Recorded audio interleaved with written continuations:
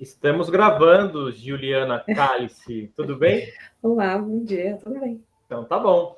Hoje vai falar sobre uma especialidade médica, né, da trilha de profissões, e eu chamei uma amiga minha, que é a Juliana, chamo ela de Gil, para os íntimos, e ela tem um currículo muito massa, e vou começar a apresentar, vou resumir o currículo dela, depois ela vai falar um pouquinho sobre o currículo dela, a experiência, tudo um pouquinho melhor.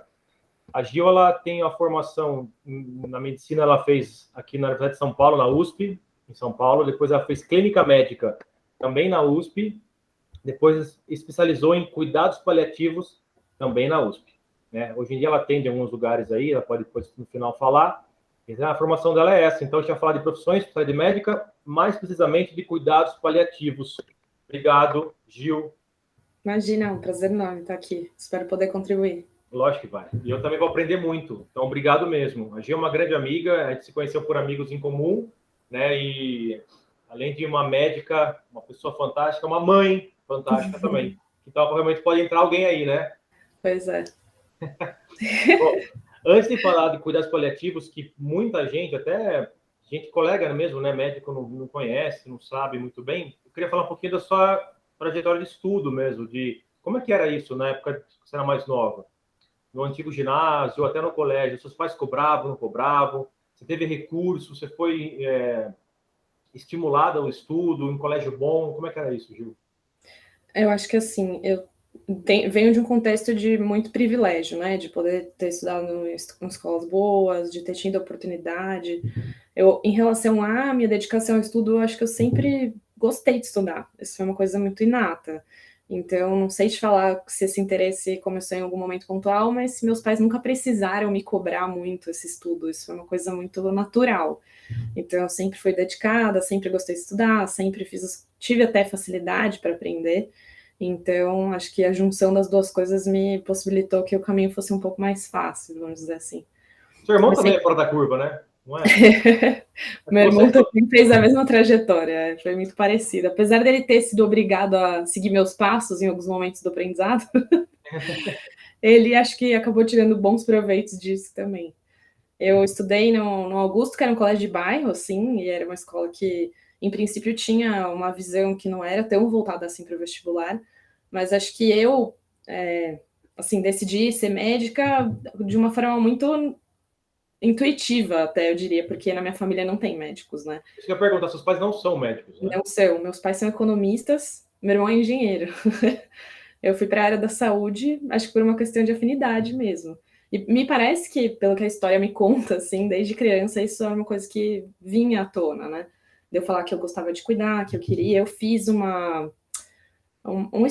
não me lembro como chama agora, mas tipo um teste vocacional antes de prestar o vestibular, com uma psicóloga e tal, e isso sempre vinha à tona, assim, ser da área da saúde era uma coisa que sempre apareceu.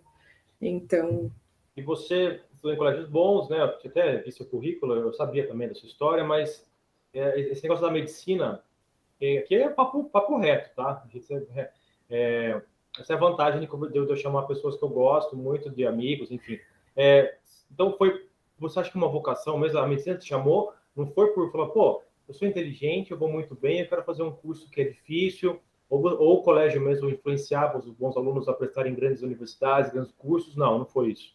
não, acho que não. A minha formação, a maior parte da minha formação foi no Augusto e nem todos os meus amigos de lá foram para essa área, tipo, meu núcleo maior de amigos, assim.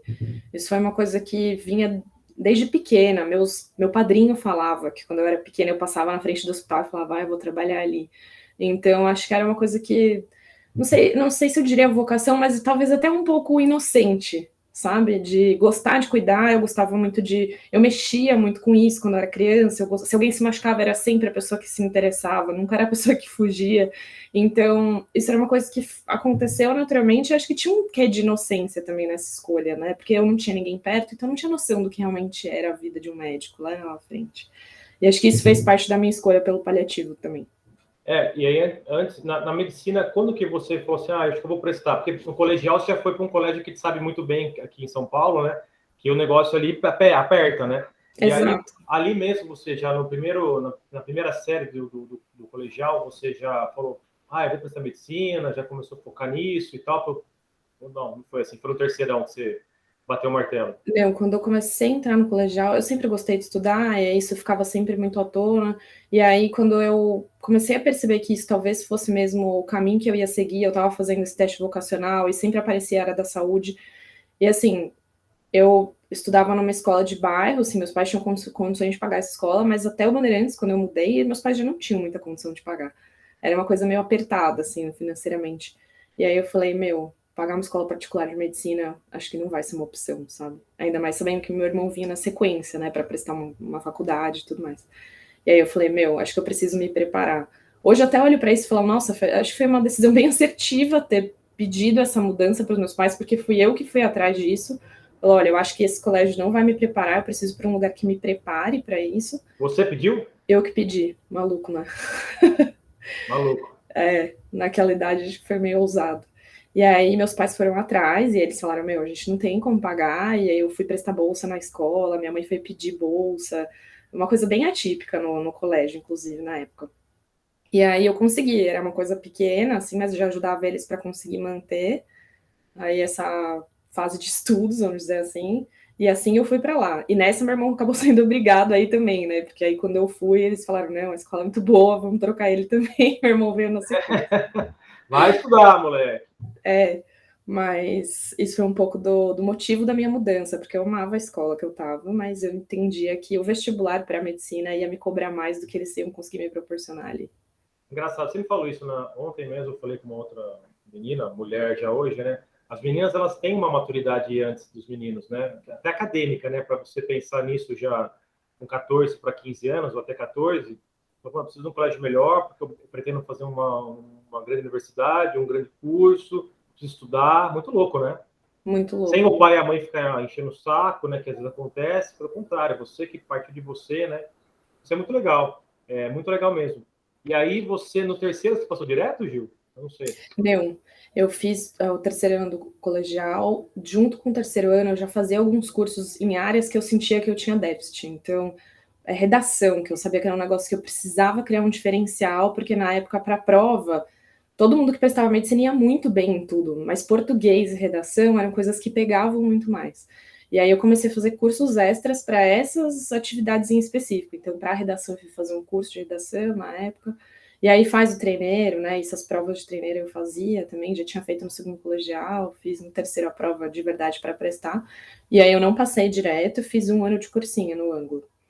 E aí eu fui fazer. Aí passei. Nesse ano de cursinho, eu vou te falar, muito maluco, porque todo mundo. É raro, né, alguém falar que gostou, né? Muita gente fala, ai, nossa, foi o pior ano da minha vida, e foi um dos melhores da minha vida. Eu amei o cursinho. Eu fui com um objetivo muito claro, então, tipo, eu tinha as minhas tarefas muito organizadas, eu seguia isso muito à risca. Isso sempre foi muito fácil para mim, porque fazia muito parte da minha responsabilidade, sabe? Para mim era assim, natural que eu tinha que fazer aquilo. Então, eu fazia vários cursos, tipo, de áreas deficitárias, então eu continuei fazendo curso de redação nesse ano. Eu fiz também de química e de física. E estudei muito, e todo mundo que me via naquela época, hoje me diz que, nossa, você estudou muito naquele ano, mas essa não é a lembrança que eu tenho, assim. Minha mãe até fala, eu precisei te frear algumas vezes no estudo, de tipo, ó, dá uma segurada, hoje é domingo, vamos descansar, porque eu tinha aquele objetivo na semana, e aí eu tinha que cumprir aquilo, e eu realmente sentava e estudava com uma facilidade muito grande, muito mais do que a que eu tenho hoje. Fluía. Fluía naturalmente, para mim era uma coisa prazerosa de fazer. É muito legal você falar isso, porque me lembra muito também muitas coisas que eu passei, e para mim não foi penoso o cursinho. Claro, a situação ao redor foi mental e tudo, de muita cabeçada, mas o cursinho em si não, acho que foi muito valioso, eu gosto muito do processo, eu acho que o processo é muito importante, sabe? Não, e eu acho que eu entrei em contato, desculpa te interromper, Lu. Eu entrei em contato com o universo do ensino que era muito diferente. Eram professores com uma capacidade de fazer aquilo que era admirável.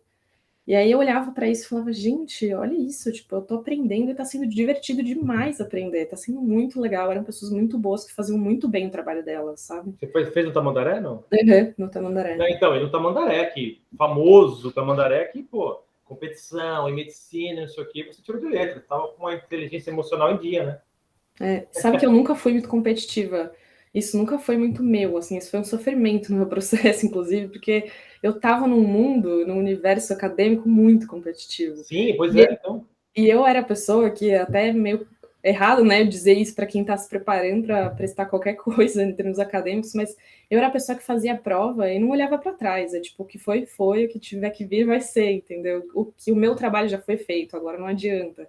Eu nunca fui a pessoa de ficar ansiosa para corrigir prova, para ver o que tinha dado, nunca fui, assim. Quem corrigiu minha prova foi meu irmão, que pegou e falou, mano, não, vou ver como você fez, pelo amor de Deus, tá louca? É agora. Eu seguia e fazia com muita tranquilidade até, né? Eu acho que eu chegava com muita confiança de que o que eu podia ter feito já estava feito, entendeu? E aí não adiantava mais. E antes de falar da USP, né, que sem nem falar, né, que acho que é um desejo acho que, de grandes alunos, né, de grande parte dos alunos que querem medicina no Brasil, é a Pinheiros, né, a USP como todas a Pinheiros, mas é engraçado porque tem muita coisa que dá para tirar, a gente podia falar horas sobre isso, mas muito legal de ver o seu foco, a sua ambição, né, saudável, né, não é ganância, é ambição focada, isso é muito admirável, sabe? Isso são exemplos que, por isso que eu gosto de conversar antes de falar da própria medicina e do paliativos, né? Que a gente vai falar, o foco da conversa, mas falar da história, que é muito rica, pô, né? Eu já aprendi com você um monte, já que já estou animado para fazer meu dia render, entendeu? É por aí mesmo. Então, já te admirava, admiro ainda mais. Isso é muito legal, cara, que legal. E aí você passou não só na Pinheiros, mas você passou só na Pinheiros, não? Eu passei na USP e na Unesp. Tá. Acho Eu que até o prestei só Unesp na época. públicas inicialmente, porque eu tinha meio a sensação de que talvez se eu tivesse prestado as particulares e eu só passasse nelas, eu não ia ter coragem de não aceitar essa vaga, sabe? Porque eram faculdades ótimas. E aí eu falei, meu, não sei se eu vou ter culhão de falar, não vou fazer para tentar de novo. E eu sabia que tinha uma questão financeira envolvida, então no início, nessa primeira tentativa de cursinho, eu falei, não, eu vou só primeiro nas privadas, públicas. E aí, no próximo ano, eu abranjo um pouco mais meu leque, vamos ver como eu vou me desempenhar e como é que as coisas vão acontecer. Porque eu tinha essa possibilidade também, né? Não, ótimo, Então, para completar a sua história, antes de falar da medicina já entrar, ao mesmo tempo que você teve recurso, que você falou, né? Nós fomos privilegiados, cada um à sua maneira, mas você teve recurso, foi atrás também tudo, você fez valer, né? Isso aqui também é legal. Porque às vezes, não, pai e mãe, não sei o que, estudou não sei que colégio, não sei o que. Ok, mas você fez valer, né?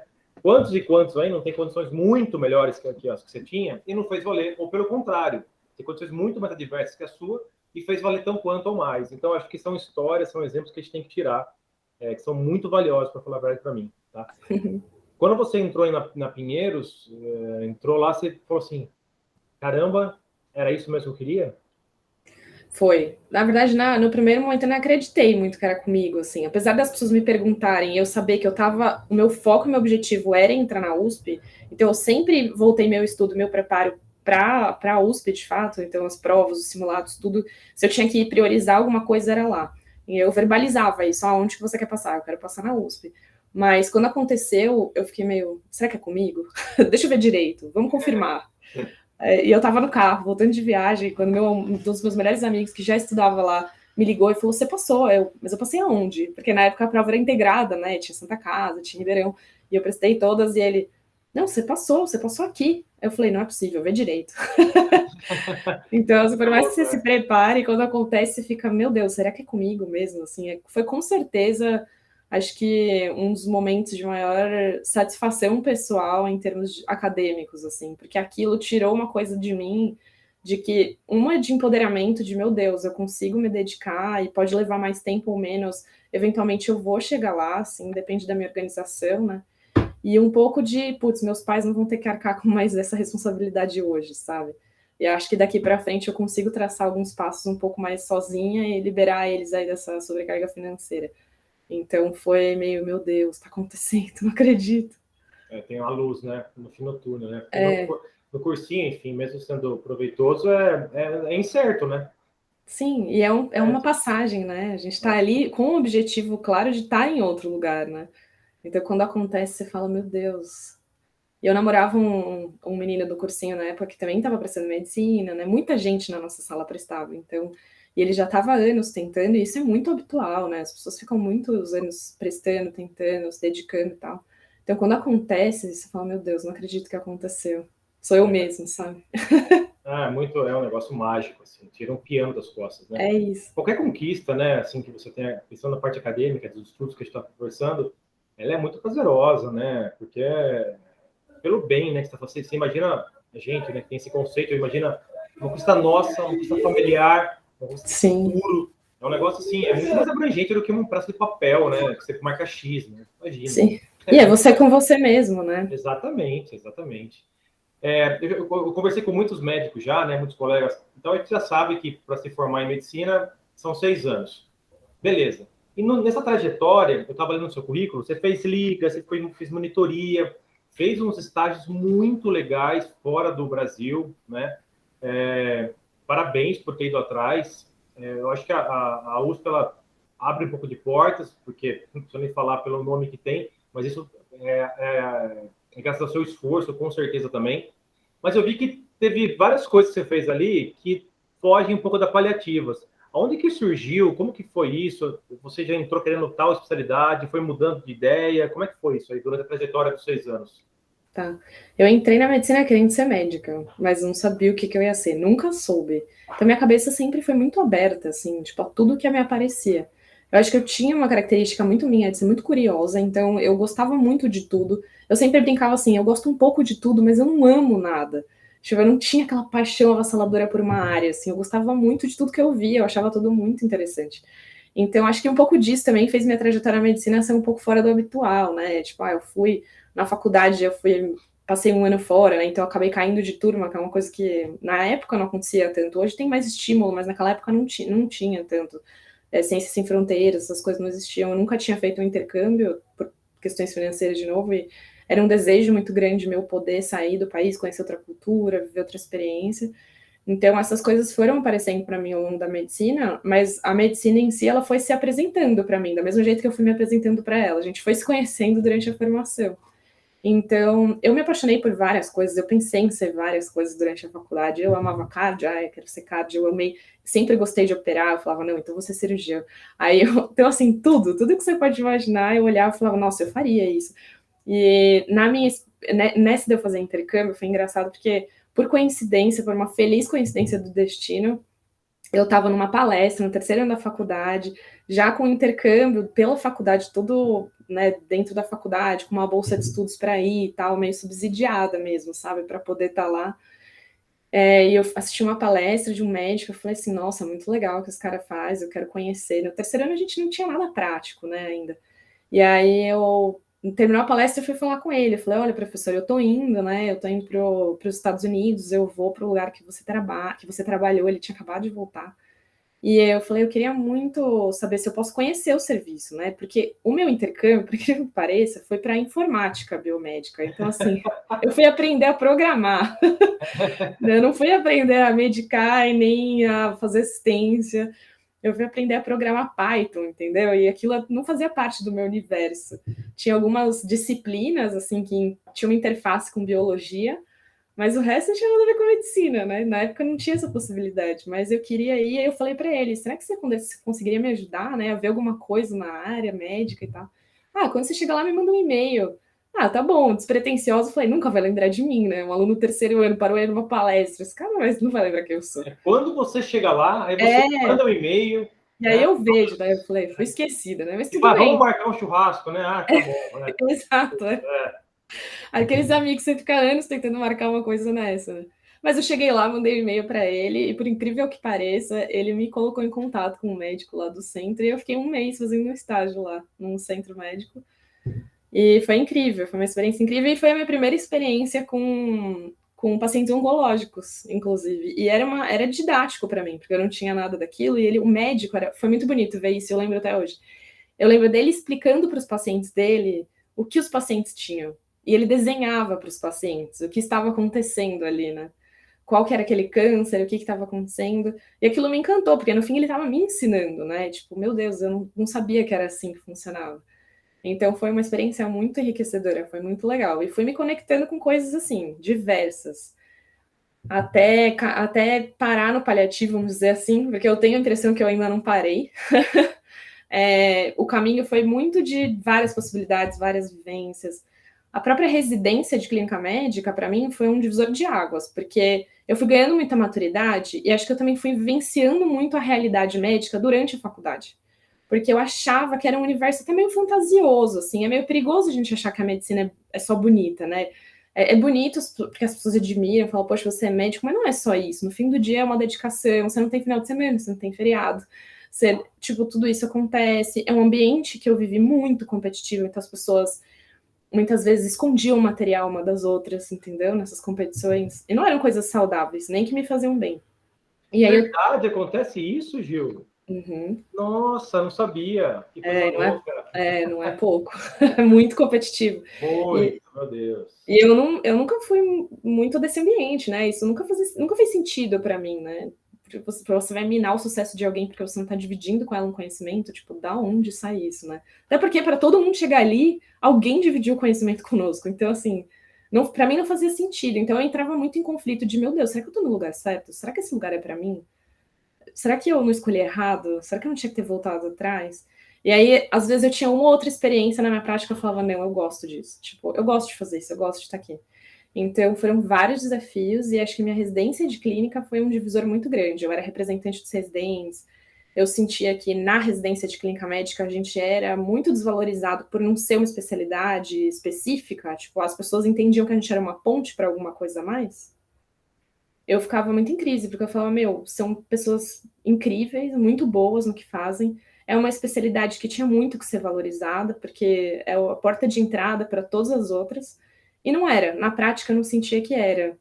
E eu via muita questão de ego, muita questão de política, mas coisas que fazem parte de qualquer mundo corporativo, mas que na época, para mim, eram de contrassenso ao que a medicina me trazia, entendeu? Então, acho que foi uma experiência muito importante viver tudo isso. Acho que foi um amadurecimento muito grande. E eu acho que isso me ajudou muito a entender o porquê que o paliativo para mim fazia sentido. Porque foi nesse divisor que isso entrou, entendeu? Mas até então você prestou clínica médica pensando já numa outra especialidade, não precisava paliativas ainda? Foi assim, antes de prestar a clínica, eu pensava, acho que eu vou fazer uma clínica cirúrgica, porque eu gostava de pequenos procedimentos e tal. Mas aí eu pensava na especialidade, eu falava, eu não sei se eu vou me adaptar com o dia a dia, porque era um pouco disso, né? Você tá no centro acadêmico, você vê coisas muito diferentes do que você vai ver na rotina.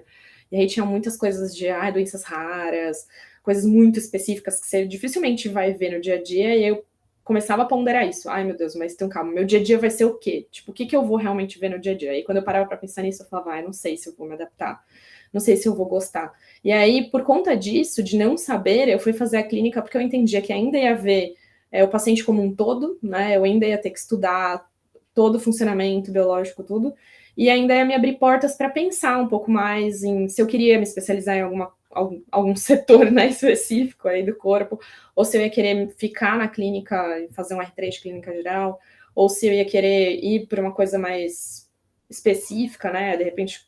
E até, assim, a clínica médica me dava opções até de pensar em coisas administrativas no futuro, e eu sempre achei que não fazer a residência não ia me deixar pronta para nada, porque eu achei que a gente sai muito cru da faculdade, apesar de ser 6 anos de formação, 2 anos de internato, uma baita dedicação, eu não me sentia segura para ser médica solo, sabe?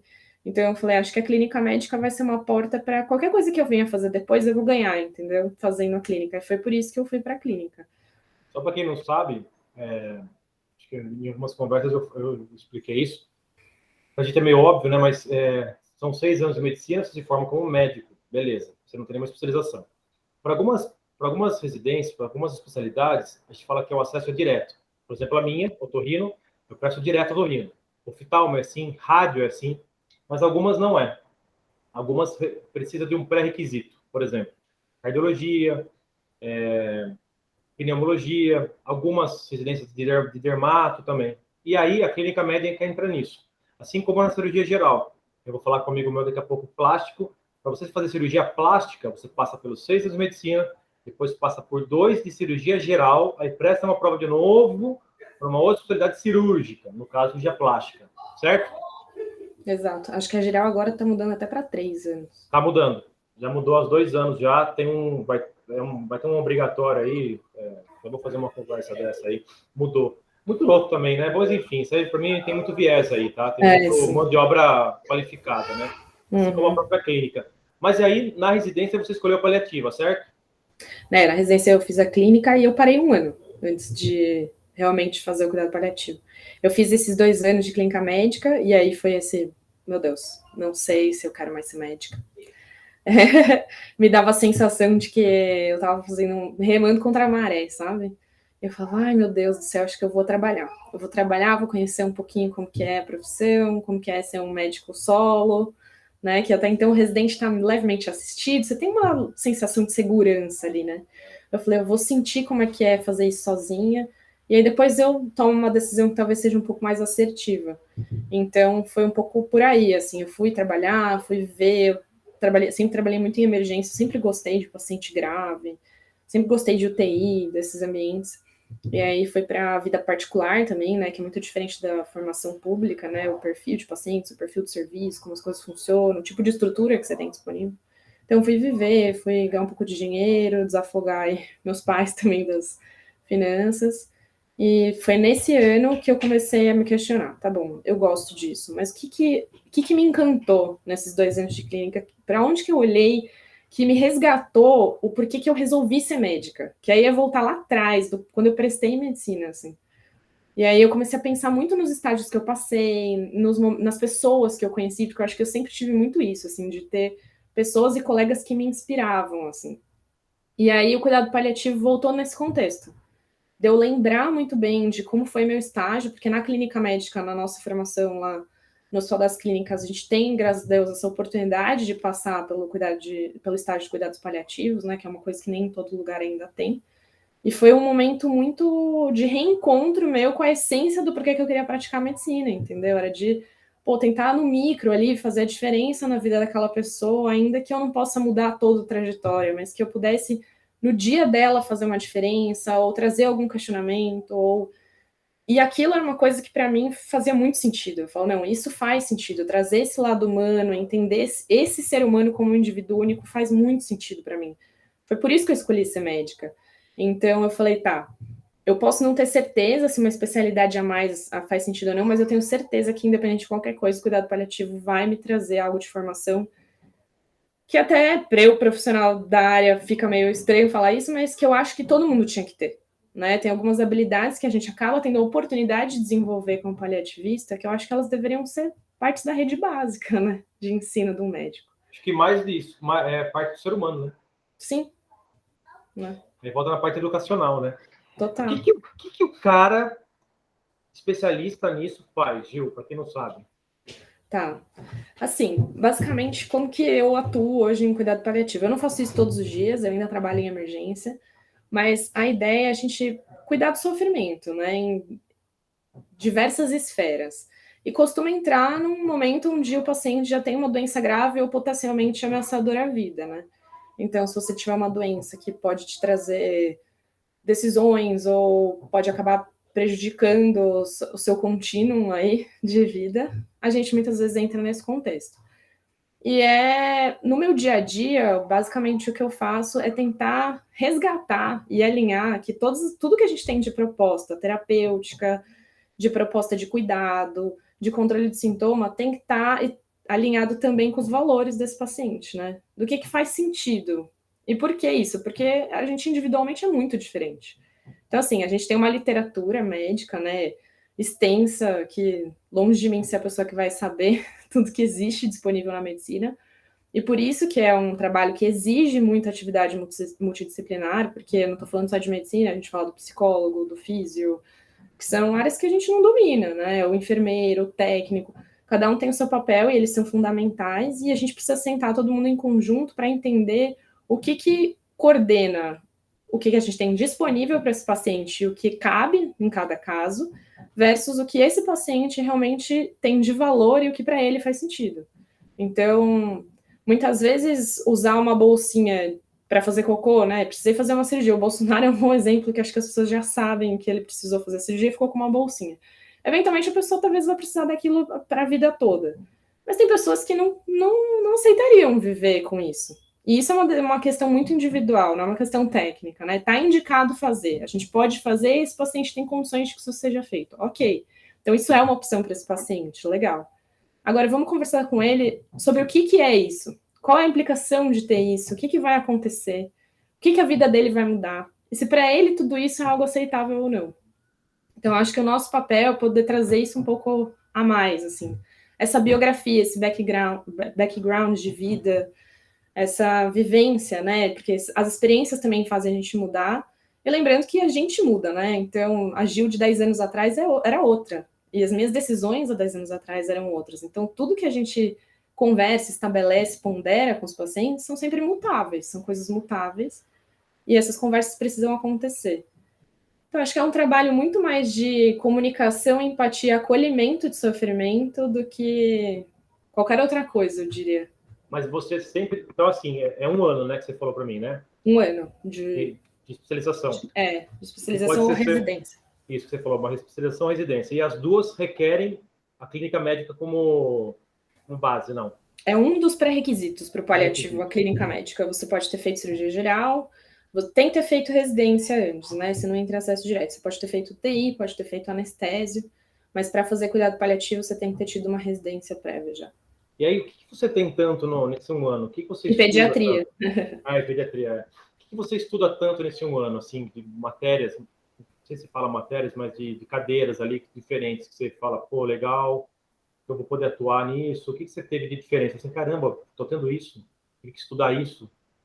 Olha, eu acho que uma coisa que a gente não está acostumado, que a gente não vivencia é comunicação. Assim, é uma das coisas que a gente estuda comunicação.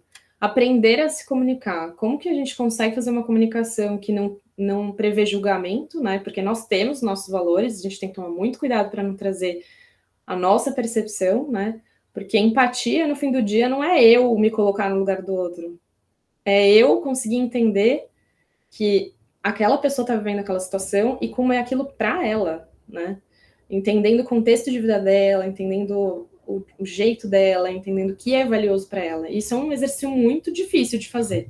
Então, acho que esse ganho de comunicação, de como a gente consegue se comunicar com os pacientes de uma forma não violenta, né? De não trazer meu julgamento, não trazer os meus valores, de como que eu escuto esse paciente ativamente, de como eu entendo os sinais indiretos, né? A comunicação não verbal, que é 90% do que a gente está comunicando, sobre se aquilo é o momento adequado de a gente estar falando sobre isso, ou se o paciente não está muito afim de conversar hoje. Então, acho que isso são ganhos que a prática traz, e esse ano traz, que a gente só tem fazendo, entendeu? Você não consegue ler no livro, né? Você consegue estratégias de comunicação, como dar uma má notícia, isso você consegue ler. Mas praticar isso, né? Entender como que isso reverbera. Quando eu falo para o paciente uma má notícia, quando eu comunico para ele alguma má notícia, como que isso vai ser recebido? Como eu acolho, né, essa má notícia? Então, acho que isso é um dos grandes ganhos que a gente tem, sem sombra de dúvida, em termos dessa formação de um ano de cadeira. E isso é um contínuo, né? Em todo estágio que você passa tem. Eu acho que é legal a experiência de um hospice, que é um ambiente que já são pacientes em fase mais terminal, né, de doença, que precisam de um suporte que muitas vezes não conseguem ter em casa. E como que é lidar com esse dia a dia desse paciente, né, de como a gente faz esse cuidado. As cadeiras de controle de sintoma e direcionado, porque controle de sintoma para o paciente que tem um problema cardíaco é diferente do paciente que tem câncer. Uns têm mais alguns sintomas, outros. Como que a gente administra as questões psicológicas que vêm junto disso, né, porque os sintomas estão aí sempre associados a outras questões de até cognitivas, né, muitas vezes de compreensão. Então, de como a gente faz esse manejo, de como a gente chama as outras equipes para nos ajudar, né, como que a gente consegue fazer isso junto. E o aprendizado multi, assim, é incrível. Acho que isso falta muito na nossa formação. Isso é uma coisa que nesse ano a gente tem demais. Da gente entender a nossa limitação técnica, né, como médico. Tem um momento que eu chego, dali para frente eu não consigo mais, não é mais meu. E de como que a gente acessa essas equipes e como que faz diferença ter eles ali disponíveis, presentes e dividindo esse conhecimento com a gente, entendeu? Acho que mais do que isso, sentar e discutir um caso com o físio, com o enfermeiro, com o psicólogo que acompanha, com a equipe da TO, e ouvir deles qual que é a impressão que eles têm, como que na atividade deles a gente consegue perceber alguns sinais, o que eles têm sentido, porque muitas vezes é quem está ali no dia a dia mais presente até com o paciente do que nós, né? E a infusão de um medicamento, como que o paciente sente aquilo, que pra gente, eu prescrevo lá um Buscopan. Simples. Mas você vai fazer uma medicação por hipodermóclise, né, que é o subcutâneo que a gente usa, e o paciente sente dor naquela infusão, mas eu não estou sabendo disso. Que esse tipo de infusão, com essa concentração, causa dor e o outro não causa. Como é que a gente dilui? Então, acho que isso tudo ajuda muito, faz a gente crescer muito. É isso que eu ia perguntar, se você tem manejo de droga também, né? Porque quem te chama no hospital? O colega que te chama, né? Então, o titular do paciente, ele te fala, ó, vai ter que chamar vários paliativos. Quando chama? Quando vê que o negócio tá indo mal, né? Infelizmente, hoje sim, não é o propósito da cadeira, né, ser assim, a gente tem uma ideia de entrar muito antes disso, até para não criar esse estigma e essa quebra de vínculo, né? Quando você tem um diagnóstico de uma doença ameaçadora, mesmo que você se cure dela, a gente já estaria indicado começar esse acompanhamento. Então, você vai fazer um transplante renal, que hoje é uma coisa que a gente consegue até com mais facilidade. Você vai provavelmente fazer o transplante, vai ficar tudo bem, vai seguir sua vida, e vai ficar tudo bem, vai dar tudo certo. Não quer dizer que você está em fase terminal, nem nada assim. Mas a gente já seria uma equipe para ser chamada, solicitada, porque vai mudar a sua vida, vão ser mudanças importantes. E a gente precisa ponderar tudo que vai ser feito, entender seus valores e tentar começar a criar esse vínculo, que eu acho que é o maior ganho nosso, é ter tempo para que esse vínculo seja criado, para que a gente tire um pouco o paternalismo do médico, né? E vamos trazer um pouco mais o paciente para o centro desse cuidado, né? Porque o paciente se coloca num lugar de muita confiança com a equipe. E muitas vezes ele deixa as tomadas de decisões que implicam diretamente na vida dele para nós, né? E acho que é tentar mudar um pouco esse centro, tirar o médico e a equipe de saúde do centro e colocar o paciente e a família nesse lugar. É muito legal o que você falou de tirar esse estigma. Primeiro, acho que você falou no começo que é voltar lá atrás das suas raízes, do porquê da medicina, que isso é raízes literais mesmo, né? Por que a gente prestou esse curso, né?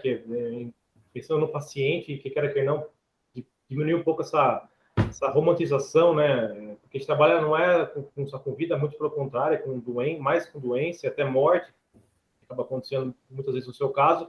E acho que você falou mais especificamente da paliativas, e tirar esse estigma, que realmente, vou chamar paliativas. Porra, parece que o cara tá entrando lá de capa preta e uma foice na mão, né, cara?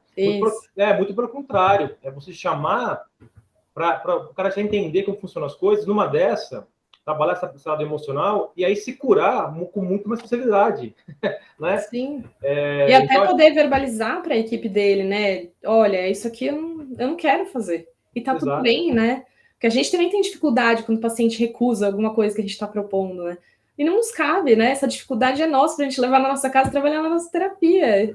Exato. E eu acho que aí vai um pouco da ignorância nossa da parte de saúde, de todos nós da saúde, né? Tem os médicos mesmo que não sabem desconhece a especialidade e desconhece o que ela faz, o que ela pode fazer e quão importante ela é, né? E quanto a gente está junto, né? Exato. É uma parceria. Uma parceria, e já vem desde os estudos, né? De estudar junto, de colaborar, que você falou da competição, parece que o negócio se mantém, só muda o cenário, né? Mas só muda os atores e o cenário é igual, né? E aproveitando esse papo que chegou nisso, como que você vê hoje, Gil, o profissional especializado em cuidados paliativos, em termos de remuneração, eu não sei se só dá para trabalhar em remédio hospitalar, não dá para ter um consultório, né, cara? Vou ter um consultório de cuidados paliativos, não sei como funciona isso, realmente eu não sei, por ignorância minha, reconhecimento, valorização de outros colegas ou da própria equipe hospitalar, como que funciona? Como você vê esse profissional hoje, nos dias de hoje? Eu acho que, assim, é uma área ainda muito desconhecida no Brasil, né? É uma área que é tradicional há muitos anos na Europa, nos Estados Unidos, onde foram as matrizes aí de criação, já tem muitos anos que está instituído e as pessoas já conhecem, mas no Brasil ainda é novo. Por ser novo, acho que ainda tem dois cenários. Um é de desconhecimento, né? Então a gente é pouco utilizado porque as pessoas ainda não conhecem muito o nosso papel. Mas, em paralelo, é uma área que existe uma possibilidade de crescimento muito grande, porque tem oportunidade para trabalhar em cuidado paliativo e, na minha impressão, isso só vai aumentar, essa demanda só vai crescer. E eu acho que é um lugar onde quem está prestando vai arrumar emprego, você vai ter como trabalhar com isso. Falta paliativista, né? Então, assim, hoje no país falta, mas também falta conhecimento das pessoas e entendimento de qual é o nosso papel e por que é importante que a gente esteja ali. Então, acho que isso está sendo construído. Mas, em termos de remuneração, acho que a remuneração médica, no geral, é uma boa remuneração, né? Não dá para a gente negar que os médicos têm uma possibilidade de ganho bom, porque a gente, inclusive, é meio frila, né? Você pode trabalhar de final de semana, de noite, de sábado, de domingo, de feriado.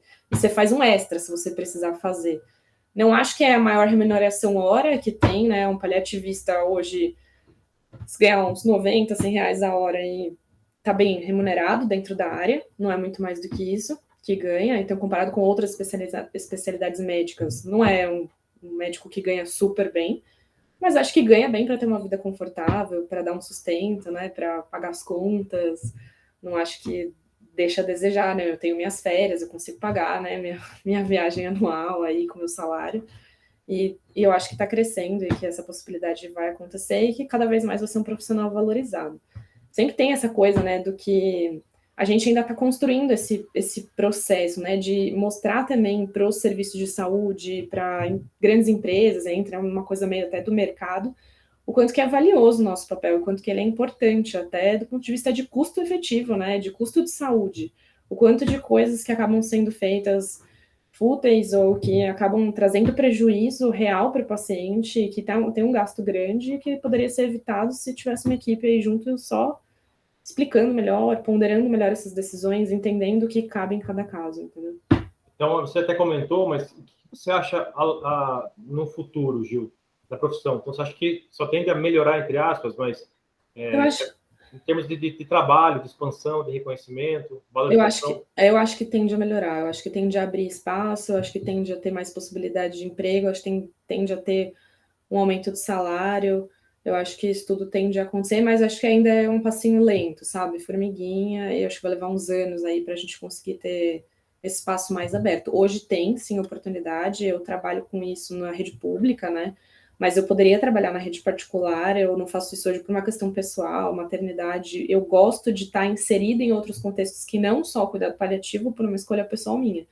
Mas eu poderia estar fazendo isso full time e assim, pagar minhas contas com isso, entendeu? Mas eu acho que tem possibilidade sim de crescimento, acho que tem muita possibilidade de expansão e de atuação. Você acha que vai expandir porque a população, falando no Brasil, né? A população está mais longeva, os diagnósticos estão sendo feitos mais precocemente, as medicações estão melhores, quer não, então tem uma sobrevida também maior. Deve ser muito a isso também, não? Acho que sim, acho que o envelhecimento traz muito disso. Acho que as doenças que estão sendo prevalentes são doenças onde a gente acaba entrando, né? Tipo câncer, insuficiência cardíaca, as doenças que acabam tirando a vida, vamos dizer assim, elas são cada vez mais prevalentes. As demências, né? Que a população envelhecendo, isso aparece muito mais, parece que aumentou o número, mas não, a gente está vivendo mais e isso está aparecendo mais.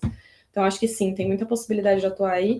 E acho que mais que isso, acho que conforme as pessoas forem conhecendo a especialidade, entendendo o nosso papel, ativamente elas vão acabar nos procurando. O paciente vai entender que é importante a nossa atuação, que eu acho que aí talvez seja um grande ganho e até um grande gap para essa questão de consultório, por exemplo. Que hoje em dia é mais difícil você ver um paliativista com um consultório ativo. O que acontece muito é o geriatra paliativista, né, que é o médico que fez aí clínica, depois geriatria e alguma especialização em cuidado paliativo.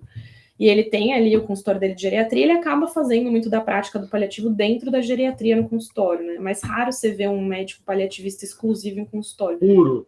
Exato. Mas eu acho que tende a acontecer sim, porque eu acho que conforme isso for percebido, entendido melhor populacionalmente, a gente vai acabar sendo mais procurado. Porque o que acontece comigo hoje, por exemplo, eu não sou procurada nesse contexto precoce, tá? Porque ainda é uma questão de, né, construção.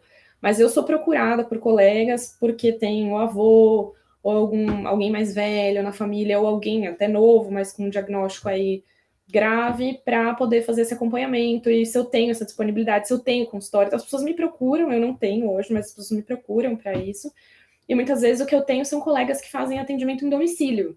Então, ele não tem um consultório fixo, né? Porque muitas vezes para esse paciente se deslocar é algo mais moroso, mas aí o médico vai até o domicílio e faz esse atendimento, esse acompanhamento particular aí na casa do paciente. Isso acontece. É bem legal. E eu acho que tem que ser valorizado sim. Porque, não, sabe quanto que eu já estudei? Foi 6 anos, depois mais 2, depois mais 1. Cara, não é só por isso, é de menos, cara. É quanto você se mantém atualizado, estudando, e o terreno que você tá, pô. Super delicado, insalubre, tenso, né, desgastante, né? Porque você trabalhar com mazela o dia inteiro, e depois chegar em casa, tem uma criança sorrindo para você, e você tem que ser mãe ainda, e tem que fazer mil coisas, como qualquer bom brasileiro, Tem que ser valorizado sim, para que essa mania que a gente tem, né, de querer que o outro ganhe menos, né? Não, você não, não merece. Meu amigo, você que tem que se preocupar em ganhar mais, né? Tem que querer o que o outro também, assim como o estudo, tem que compartilhar. Meu Deus, uma mentalidade que, maluco, né? Quero morrer com isso, né? É meio curioso pensar que existe, mas existe, em todo lugar Existe um existe, monte, né? em No todo final, lugar. parece que não, a gente romantiza a medicina, mas o hospital é uma grande empresa, né? Como toda empresa, você vai encontrar de tudo. Eu acho que você tem que ir de acordo com o seu princípio, o que te motiva a estar ali, o que você acredita que é certo. Todo mundo tem dia bom e dia ruim, né? A gente não passa isento disso. É importante reconhecer, né, o seu dia ruim, aproveitar o seu dia bom e sinalizar quem tem que ser sinalizado, porque a gente também fraqueja. E é isso, compartilhar tudo, não faz sentido. Eu não vou agregar mais guardando para mim. Muito pelo contrário. Muito pelo contrário, pelo amor de Deus. E você é uma entusiasta da medicina paliativa? Que defende a causa? Se um cara, amigo seu, fala assim, putz, tô a fim de prestar. E aí? Você fala, vai. Eu sou sim, mas eu acho que precisa saber por que você está indo. E mais do que tudo, se você se vê fazendo isso na sua rotina, entendeu? Porque é o que eu falei, eu não faço isso todos os dias. Eu tenho um contraponto que é a emergência. Eu pratico a emergência em alguns períodos da minha rotina, porque é um outro sentimento, entendeu? E querendo ou não, quando você está lidando com a dor do outro, você tem que estar com a sua dor, né, de lado, e nós temos as nossas. A gente tem problemas, eu não posso trazer o meu problema para o cenário de um paciente, e eu tenho que entender que eu estou trabalhando com o tempo, que eu tenho o meu, tudo bem, né? Mas o tempo daquela pessoa é o tempo mais precioso do mundo, né? E não tem outro, assim, ela tá gastando aquele tempo que ela tem comigo, né, profissional. E é um tempo que muitas vezes ela queria estar gastando, sei lá, cozinhando, né, estando com a família, jantando, e é comigo que ela tá gastando. Então, assim, você tem que ter consciência disso, de que você tem que estar com uma vida equilibrada, que não é romântico, o cuidado paliativo não é romântico, é lindo poder ajudar. Eu acho que às vezes a gente faz um controle de sintoma que parece uma coisa muito simples, né, para nossa formação, mas que para aquele paciente faz uma diferença absurda. Passar um dia sem sentir dor, ou não ficar mais nauseado, conseguir comer o que tem vontade, e que traz qualidade de vida, e às vezes o cara sai do hospital e vai ficar com a família e tal. Putz, que ganho maravilhoso. Mas assim, tem que saber que tem um dia difícil, né? Eu perdi 6 pessoas no ano do Covid e eu tava fazendo cuidado paliativo, entendeu? E tinha dia que eu falava, eu acho que eu não vou dar conta. Eu não consigo mais ir num velório, não consigo mais me despedir de ninguém. Eu tô lidando com isso diariamente, eu tô vendo pessoas se despedindo, entendeu? Como é que eu não vou trazer a minha vivência para isso? Então, acho que tem que ser uma coisa equilibrada, a gente tem que estar centrado para fazer, tem que aprender e ter maturidade de deixar as nossas questões de lado na hora que isso for acontecer, sabe? E eu acho que é bonito também a gente também entender que é humano, e a gente poder se fragilizar junto com o paciente. Se você é uma pessoa que tem medo, né, de, tipo, falar uma notícia, deixar o seu paciente triste, né, se você quer sempre proteger ele disso tudo, talvez tenha que repensar se é para esse caminho que você tem que ir, porque é vulnerável, seu paciente não vai ficar sempre feliz, né, nem sempre a gente vai ter as respostas, e tá tudo bem. E tá tudo bem eu dizer para ele que eu tô angustiada também. Que, olha, eu tô sentando aqui para conversar com você e eu tô preocupada. E ser humano, né? Sentar de igual para igual, a gente tá junto nessa, é uma parceria. Tô preocupada com você, não sei se eu tô conseguindo te ajudar. Então, acho que é um pouco por aí. Eu sou entusiasta, sim, mas eu não sou inocente, não. Eu acho que, como tudo, tem coisas boas e tem coisas ruins todo dia, assim. Mas eu sou super incentivadora, porque eu acho que não é que você vai ficar uma vida inteira, mas eu acho que todo mundo tinha que ter um pouquinho disso, assim, dessa formação. Então, putz, você quer fazer? Faz. Você não tem certeza? Na dúvida, faz. Porque você vai ganhar. Alguma coisa você vai ganhar com essa formação, entendeu? Nossa. Caraca! Foi uma aula, pelo menos para mim foi uma aula. Aprendi muito em vários quesitos. Gil, obrigado. Hoje a gente falou a Elaine falou de profissões médicas, falou com a Juliana Cálice, falou de uma médica paliativa, mas falou de muita coisa, falou de ser humano, falou de medicina mesmo, me resgatou muita coisa também. Gil, gosto muito de você, tenho um carinho muito grande por você, apesar de pouco tempo que a gente tem, poucas vezes a gente conversa, mas eu tenho uma admiração muito grande, ainda só aumentou agora, depois dessa conversa, de coração mesmo, e obrigado por esse tempo. Obrigado por esse tempo mesmo. Para mim é muito valioso esse respeito que você teve aqui com a gente, comigo, de tirar essa 1 horinha, de verdade, de coração. Obrigada, Lu, pela oportunidade. Eu sou uma admiradora fanática aí de vocês como pessoas e da sua família como um todo. Eu acho que a gente só se agrega nessa troca. Quero estar cada vez mais presente. A gente sabe que a vida com filho e profissão é tipo sempre uma loucura, mas é isso. Esses minutos que a gente acaba trocando é sempre uma troca incrível. Obrigada pelo convite, pela oportunidade de falar da minha área que precisa dessa visibilidade, precisa desse conhecimento aí. E torço muito pelo sucesso de vocês. Tenho certeza que vai deslanchar tudo que vocês sonharem vai acontecer. Amém, claro que vai, imagina. Então, fechou. Pô, obrigado demais. Estou muito feliz. Obrigado Obrigada mesmo. eu. Beijo na família aí. Beijo. Valeu. Tchau, tchau. Beijo nas Tchau, meninas. tchau. Tchau.